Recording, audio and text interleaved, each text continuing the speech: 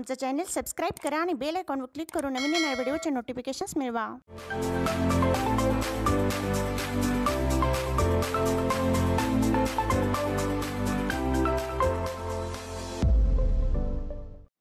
नमस्कार, माझे नाव आराध्या प्रदीप पाटणकर। मी आता 7वी ऑलिम्पियाडमध्ये शिकत आहे।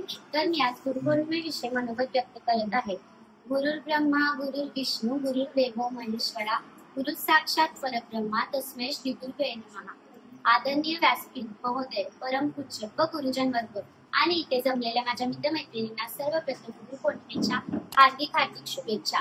गुरुपौर्णिमा म्हणजे कृतज्ञता व्यक्त करण्याचा दिवस। भारतीय संस्कृतीत गुरुला ईश्वराचे स्थान दिले गेलेले आहे। महर्षी भगवान व्यास यांच्या स्मरणार्थ गुरुपौर्णिमा साजरी केली जाते। ते म्हणतात ना, जगात सर्व नात्याहूनही न्याऱ्यास नाते गुरु शिष्याचे, जगात सर्व नात्याहूनही न्याऱ्यास नाते गुरु शिष्याचे, झुकून नमन करतात सारे, जिथे इतिहास लिहिले जातात भविष्याचे। आता काळ बदलला आहे, शिक्षण पद्धती बदलल्या आहे, पण गुरु व शिष्याचे नाते मात्र पवित्र आहे। गुरु या शब्दात सगळे जग सामावलेले आहे। गुरु आपल्या जीवनात ज्ञानाचा प्रकाश घेऊन येतात।